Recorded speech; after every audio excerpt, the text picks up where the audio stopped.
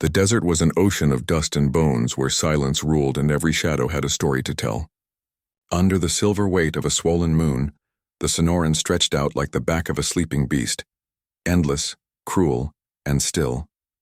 Only the wind dared move, whispering through brittle mesquite and the carcasses of dead saguaro, their arms reaching skyward like sinners begging for rain. Evelyn Carter had never seen a land so alive and so lifeless all at once. Her father's army convoy had set out from Fort Lowell 2 days prior, marching south toward Tubac, carrying rations and orders sealed in her father's hand. She'd begged to come. She wanted to see the frontier, to feel the wildness her father always spoke of in letters. He had relented, though reluctantly, and now she was paying the price for her curiosity. By noon that day, the horizon had turned to fire. Outlaws or Apaches, no one could tell which, had struck like lightning from the ridges. The wagons had scattered, horses shrieking, rifles cracking. She remembered the chaos, her father's voice shouting orders, the smoke thick as tar. Then a sharp pain, a fall, the taste of blood and dust, emperor, and nothing but silence after that. Now she walked alone beneath a sky the color of old iron, her boots sinking into the loose sand. The air burned her lungs. Each breath tasted of salt and heat. The sun had long since fallen, but its ghost still haunted the earth, making every rock shimmer with false promise. Her canteen had run dry hours ago, and her horse, a fine chestnut named Clover, lay dead a mile behind her, eyes open to a heaven that had forgotten mercy. She was the daughter of Colonel James Carter of the U.S. Cavalry, a man who'd faced Comanche raids and Mexican bandits without flinching. But now, in the raw mouth of the desert, his daughter was nothing more than a fragile shape of breath and bones. She stumbled over a stone, caught herself, and cursed under her breath, a word that would have made her father scowl. "Lord," she whispered, "if you're listening, I could use a bit of direction." But the Lord, if he listened, had no voice in the desert. Her skirts were torn, her bonnet lost somewhere in the dunes. Her lips cracked and bled when she tried to lick them. The moon had risen high now, full, pale, and pitiless, casting the world in blue fire. In that cold glow she saw shapes that seemed to move, the silhouettes of rocks, the suggestion of faces in the hills. She kept walking, guided by the faint shimmer of what might have been water in the distance. Her heart leapt. She broke into a run, skirts clutched in her hands. But when she reached it, the reflection vanished. It was only a mirage, a cruel trick of the night. And then she saw him. At first, she thought her mind had turned traitor, that the desert had finally won. A shape stood among the rocks, motionless, half-cloaked in shadow. It was too still to be animal, too solid to be wind. Her breath caught. "Who's there?" She called out, voice hoarse and brittle. No answer. She reached for the small pistol holstered beneath her torn riding coat. Though her hand trembled, the shape moved then, and not quickly, but with a kind of slow, measured grace. The moonlight caught the figure fully. He was a man, bare-chested, his skin dark bronze against the pale sand, muscles marked with scars that gleamed like silver threads. His hair was black as midnight, braided with feathers, and his eyes, Lord, those eyes, and they were the color of wet earth after rain, deep and patient. Around his neck hung a turquoise stone bound in leather cord, glowing faintly blue in the moonlight. Evelyn froze, her pistol half raised. "Don't come closer," she barked, though her voice trembled. He stopped.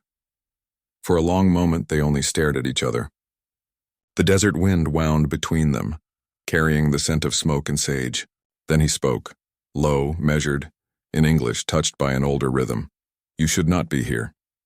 His tone wasn't hostile, but it carried a quiet finality like a statement carved into stone. "I got lost," she managed. "The ambush, my horse." He studied her face, then the torn sleeve where blood had dried on her arm. His expression did not change, but his eyes softened a degree. "You are far from your people," he said. She nodded, still clutching the pistol, though her hand ached from holding it. "Are you—" She hesitated. "Apache?" The man inclined his head slightly. "Taza," he said. "Of the Chiricahua." Her breath caught. Every story she'd heard around army campfires came rushing back. Stories of raids, of men flayed alive, of women carried into the mountains and never seen again. He must have seen the fear flash across her face, because he stepped back, showing empty hands. "I will not harm you," he said quietly. "Not tonight." The word struck her oddly. Not tonight. She lowered the pistol a fraction, though her heartbeat still hammered against her ribs. Then why are you here? She asked. His gaze shifted toward the horizon. Because my people move when the moon is high, he said. We travel by its light. He reached into a pouch at his belt and drew out a small gourd. Without a word, he tossed it to her. Startled, she caught it and hesitated. What is it? Water, he said simply. She uncorked it and drank greedily. The water was cool and clear, a mercy that almost broke her. When she looked up again, he had turned away, walking toward a ridge where a faint orange glow hinted at a hidden fire. Something in her, fear, gratitude, curiosity, she couldn't tell which, made her follow. They came to a small hollow sheltered by boulders. A fire burned low there, its smoke curling upward like a thin ribbon into the moonlit air. A blanket lay spread near it, and beside it a bow and quiver of arrows. Everything was simple, deliberate, as though placed by hands that knew the rhythm of survival. He motioned for her to sit. She did, still wary. For a time, neither spoke. The fire crackled softly. The wind whispered against stone. He reached into a satchel, drew out a strip of dried meat, and handed it to her. Hunger overcame hesitation. She ate. Finally, she said, You're not afraid I'll bring soldiers here? He poked at the fire with a stick. Soldiers come and go, he said. The land stays. You don't hate us? His eyes flicked up to hers.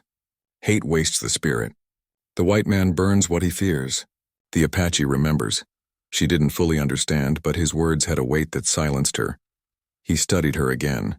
You are not like the others, he said. She frowned. How so? You listen before speaking. The words caught her off guard. Few men ever described her that way. Certainly not the officers who courted her father's favor. She felt heat rise to her cheeks. Maybe I'm just too tired to talk. A faint smile ghosted across his lips. Maybe. As the night deepened, her fear bled away, replaced by a strange calm. The world beyond that little fire no longer existed. No soldiers, no fort, no rules. Only the desert breathing around them and the quiet presence of the man who seemed carved from its soul. When she dared look at him again, she saw not a savage, not the monster of army legend, but a man who had seen more pain than any one life should carry. And though she didn't yet know it, that was the night she would begin to understand what love really was. Not something spoken in parlors or promised with rings, but something raw and wordless, born of shared silence under the indifferent gaze of the stars. The fire burned low between them, its glow painting the rocks in shades of gold and blood. Somewhere far off, coyotes cried to the moon, long, lonely calls that spoke of hunger and ghosts. Evelyn sat close enough to feel the heat on her knees, her shawl drawn tight around her shoulders. Taza sat opposite, cross-legged, his face half hidden in shadow, his eyes reflecting the flicker of flame like dark glass. Neither spoke for a long time. The silence between them wasn't empty. It was alive. It pressed and pulsed like the heartbeat of the desert itself. Evelyn felt it, the strange weight of his presence, the steady calm of a man who had long ago learned that words were often weaker than the truth they tried to carry. She'd spent her life among men who filled the air with talk, officers boasting of battles, suitors flattering her in parlors and at frontier dances. But this man, he said nothing unless it needed saying, and somehow that quiet meant more than all their speeches combined. When she looked at him now, she didn't see an enemy. She saw a man made of this land, cut from its stone, tempered by its fire.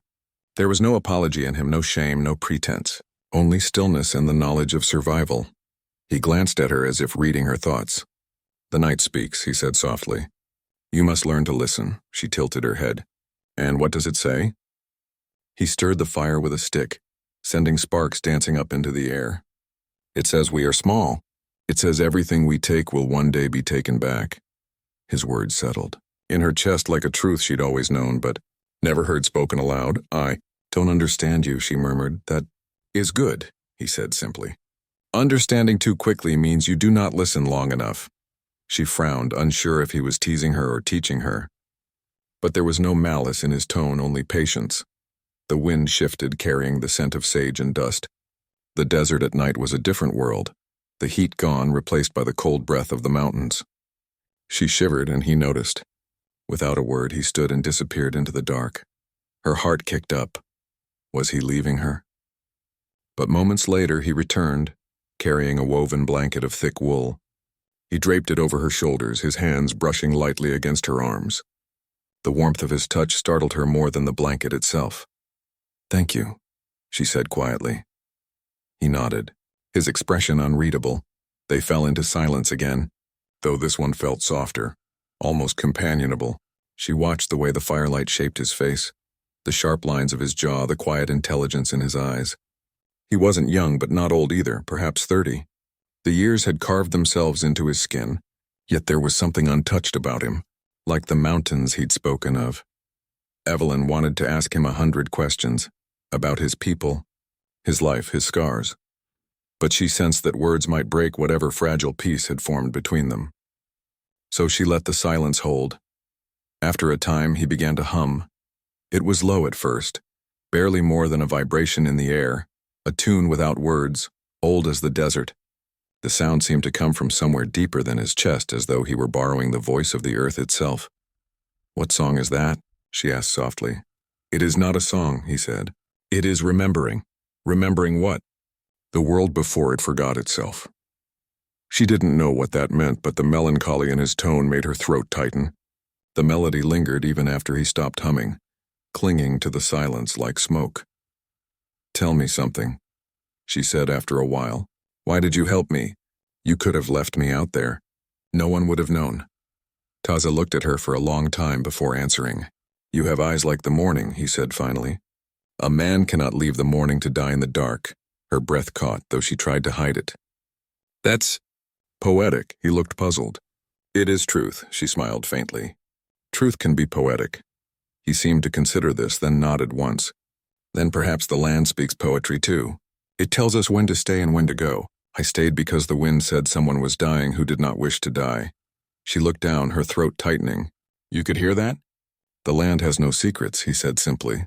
"The fire burned down to embers." She shifted closer, her knees nearly touching his. In the quiet, she found herself studying the lines of his hands, strong, sinewed, scarred. They were hands that had built fires, hunted, fought, bled, and still knew gentleness enough to hand her water without trembling. Her fingers twitched, wanting to reach out, but she stopped herself.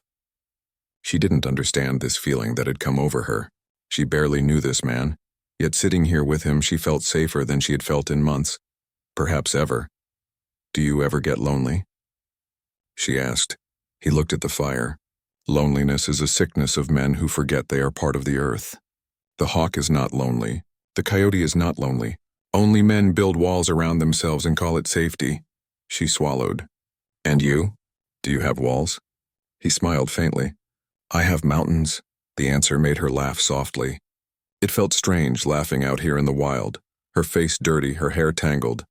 Her whole world burned down to this single moment, but his calm was contagious, like the desert night itself, vast and still. After a long silence, Taza picked up a small flat stone and began to scratch lines into the sand beside the fire. 2 circles, one slightly smaller overlapping the other. "What's that?" she asked. "Spirits," he said. "One from the white man's world, one from mine. The line where they touch, that is truth. That is where the world remembers itself." He drew his finger through the space where the circles met. "And where they don't?" she asked. He looked up, his eyes glimmering with that faint firelight. "That is where war lives." The simplicity of it hit her harder than any sermon she'd ever heard. "My father would never understand that," she said. "Your father lives on one side," he replied. Maybe I'm live in the middle." Her throat tightened. She didn't want to admit how right he might be. The wind picked up, carrying the smell of rain. Somewhere beyond the ridge, thunder rolled, deep and distant. The desert rarely gave rain, but tonight the air felt alive with the promise of it. Evelyn shivered, not from cold this time, but from something she couldn't name. She looked at him again, wondering who he really was. A warrior, yes, but more than that. A man who spoke like the land itself, whose silence said more than any sermon or speech. When she finally spoke, it was in a whisper. "Do you ever wish things were different? That there was no war, no hatred?" He didn't answer for a long while. Then softly, "Wishing is for children and fools. The land is what it is. But sometime," he paused, "sometimes 2 spirits meet in peace. For a little while. That is enough. Their eyes met across the dying fire. The storm wind sighed through the rocks like an old song, and the silence that followed wasn't empty anymore. It was full of meaning, of what neither of them dared to say aloud. Evelyn realized then that silence, in this wild place, was not the absence of words. It was a language all its own, one spoken by wind and stone, by scars and glances, by two people whose hearts had begun without knowing it, to beat in time with the same desert rhythm, and though she didn't yet know where that language would lead, she knew this much: the world before her, her father's world, would never sound the same again. By the time the moon reached its highest point, the desert had turned silver, every rock, cactus, and bone painted in pale light, as though the heavens had decided to remember the earth for one night only. The fire between Evelyn and Taza had burned down to glowing coals. The shadows danced slower now, moving like spirits unhurried by time. Taza sat with his back against a boulder, his bow across his knees. Evelyn rested nearby, half reclined against the saddle he'd found for her. Her exhaustion had melted into a strange kind of peace.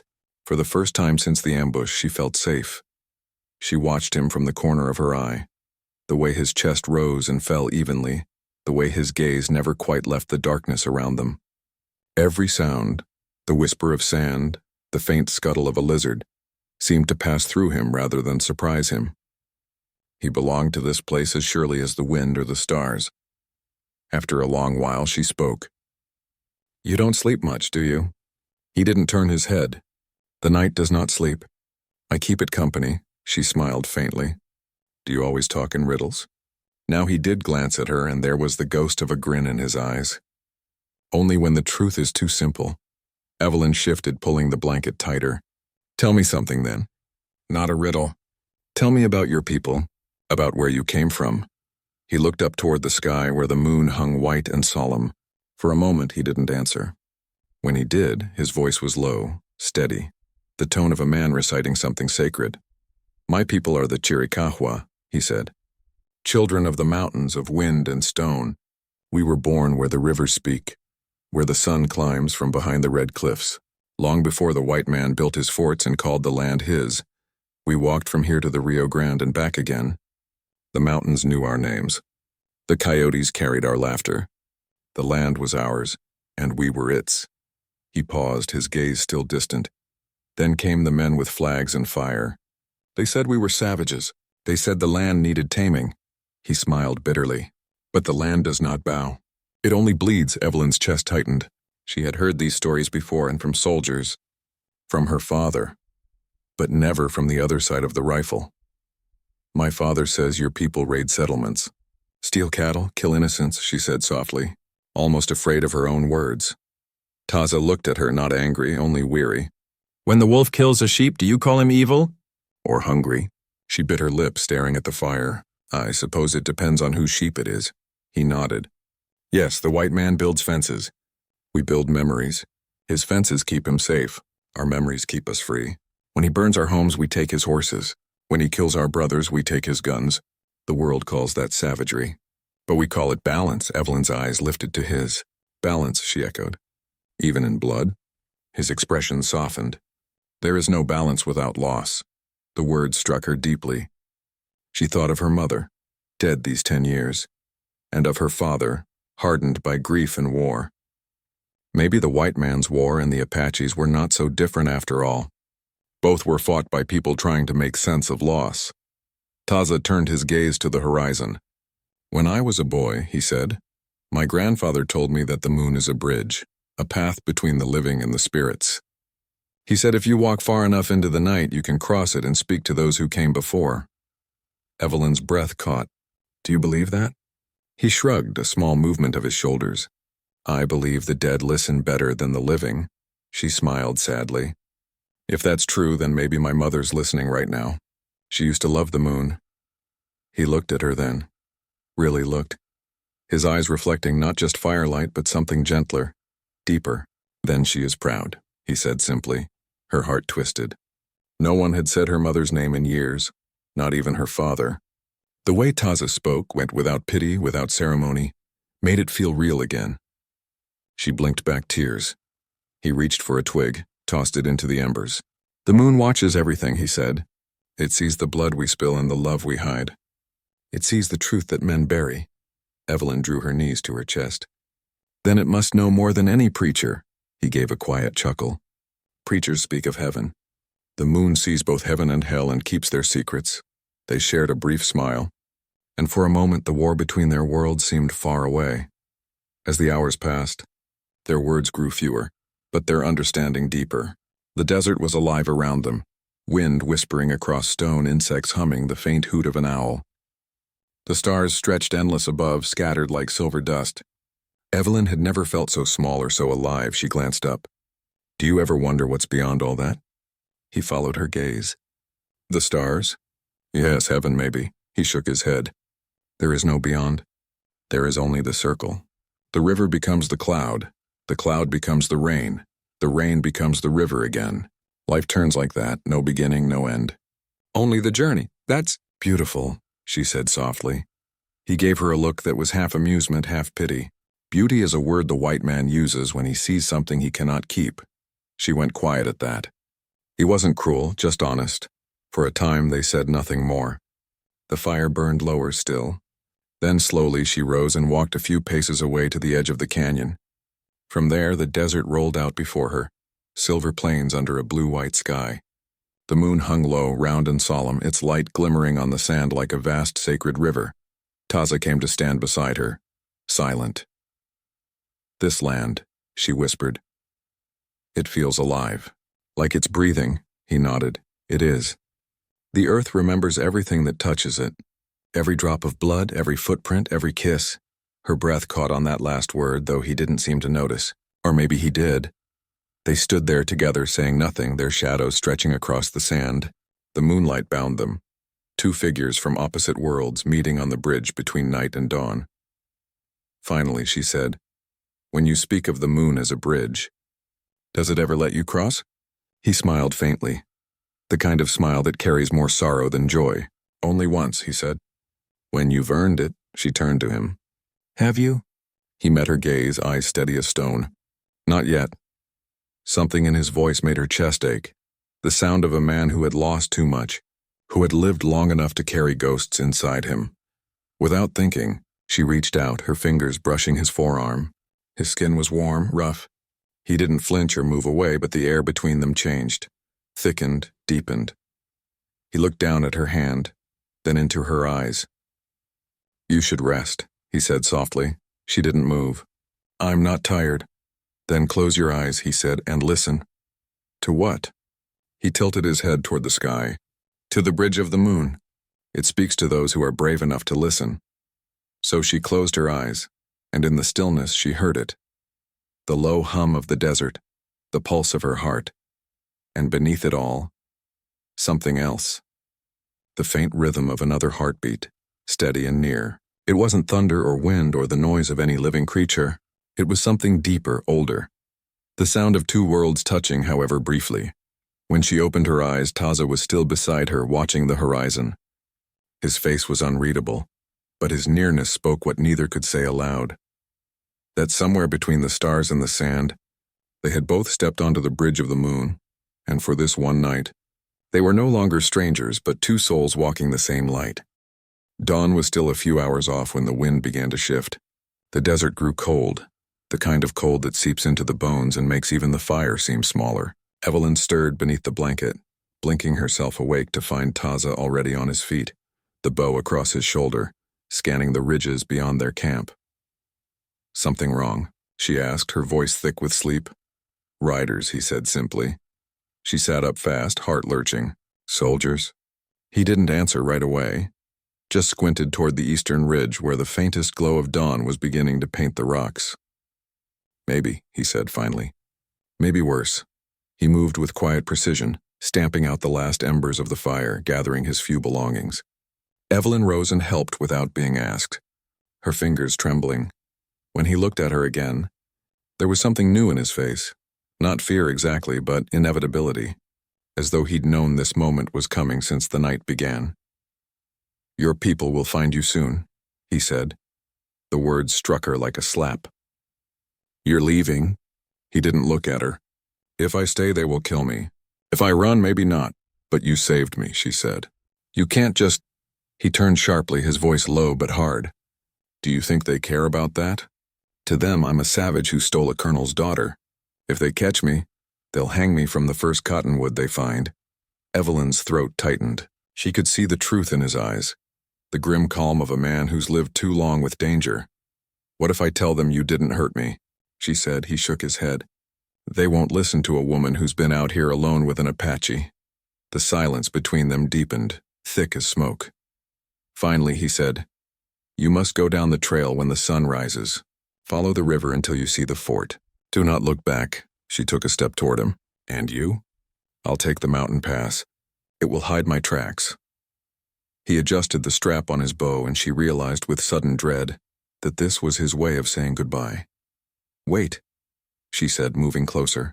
Don't you even want to say something? He looked at her, really looked, and for a heartbeat the warrior vanished.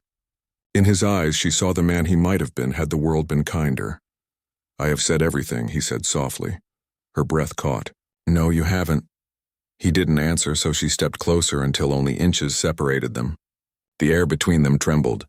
Taza, she whispered, what happens after tonight?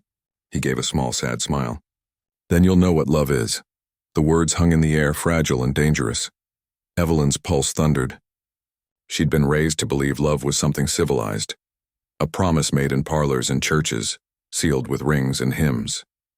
But standing there in the pale light, with the scent of smoke and sage in her hair and the desert wind curling around them, she understood that love could be wild too, wordless, fierce, born in the shadow of death. She reached up slowly, her hand brushing his jaw. His skin was warm, his breath steady. For a moment he stood frozen, caught between instinct and desire. Don't, he murmured. Why not? Because it cannot last. Then let it be enough, she said, and before he could answer, she kissed him. It wasn't a gentle kiss.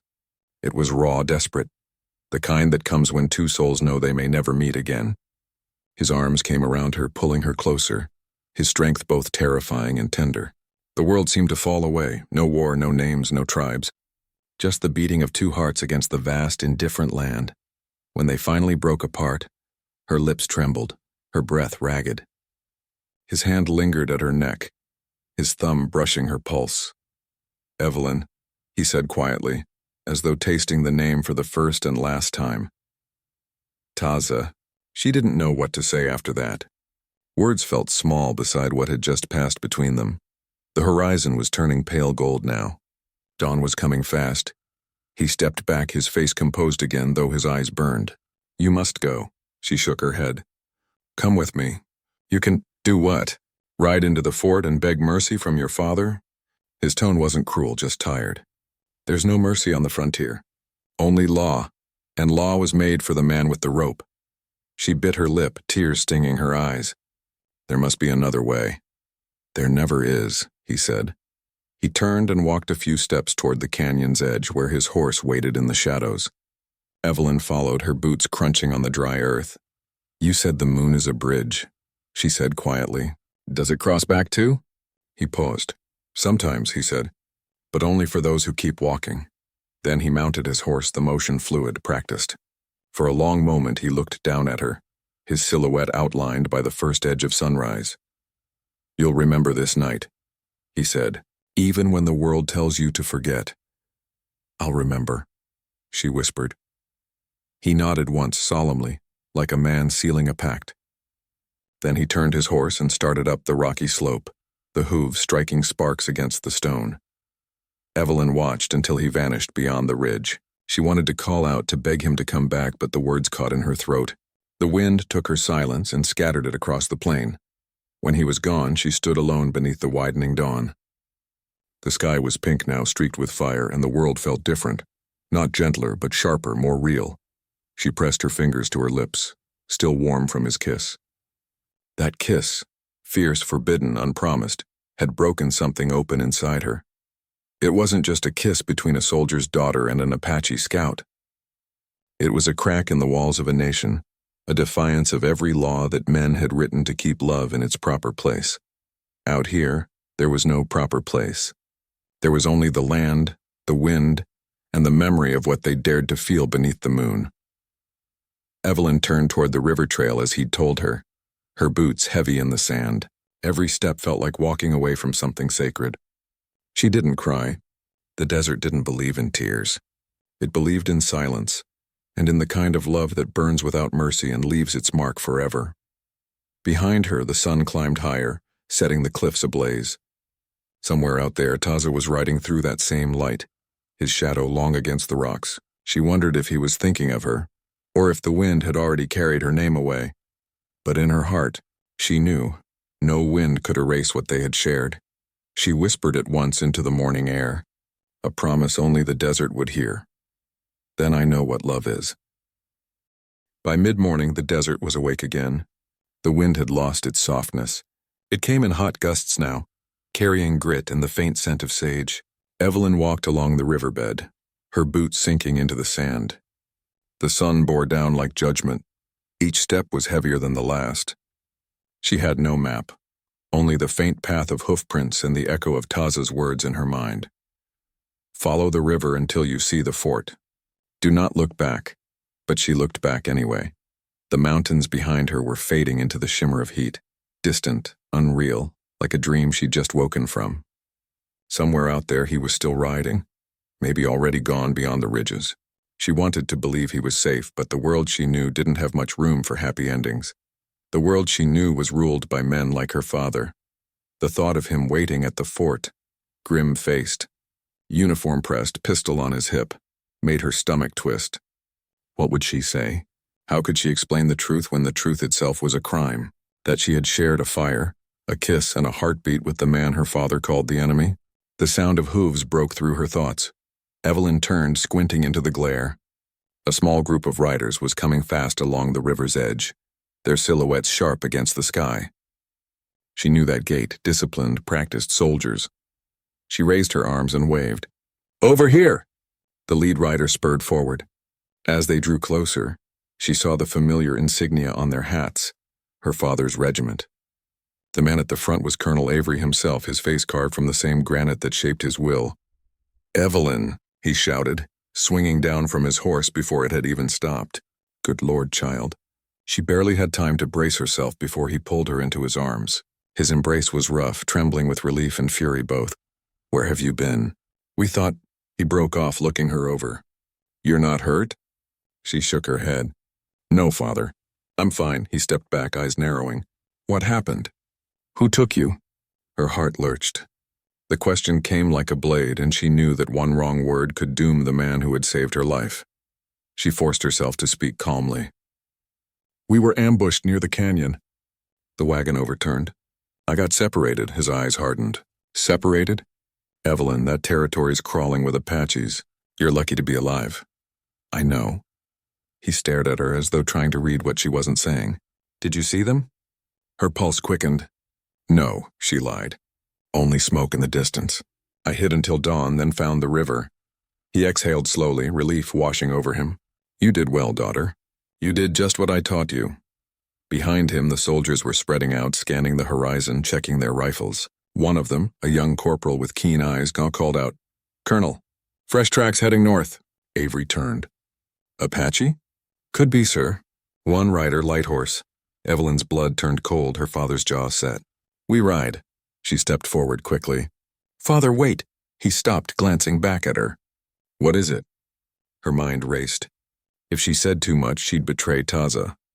If she said nothing, her silence might damn him anyway. She forced a tremor into her voice. "Whoever that is, they might be the one who scared off the raiders. Maybe they helped me." He frowned. "An Apache helped you?" "I don't know," she said, swallowing hard. "But I wouldn't be alive if someone hadn't." The colonel studied her face for a long moment. Finally, he gave a curt nod. "All the same, we'll make sure he doesn't circle back. Stay here with the men. I'll take the others ahead."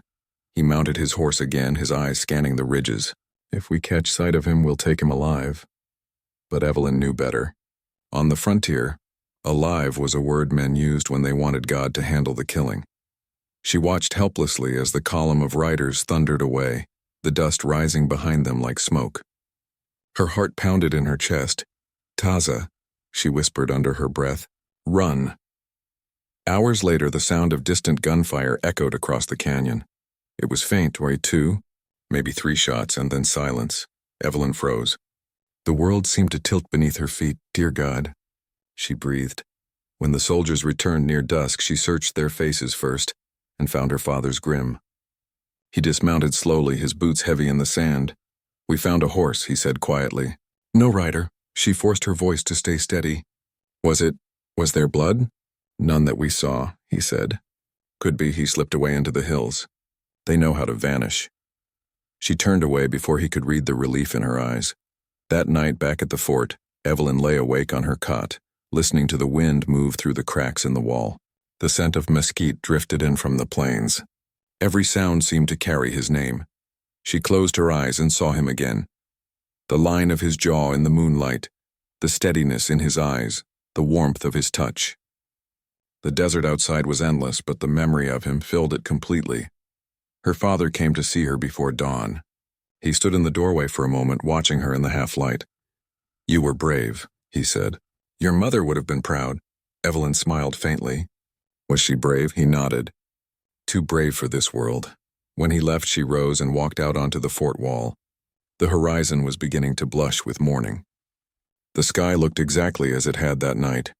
Wide, merciless, eternal. Somewhere out there, the man they called Apache might still be alive. Or maybe he was gone, claimed by the land that had birthed him. She didn't know. But she did know this: the desert would remember them. The wind, the sand, the moon, they remembered everything. As the first rays of sunlight spread across the plains, Evelyn whispered into the wind, "Then you'll know what love is." And somewhere, carried by that same wind, a voice seemed to answer, when a faint far, but certain. I do. Later, long after Evelyn was gone from the frontier, after the forts had crumbled, after the wars were stories, travelers spoke of a legend told around campfires in the desert.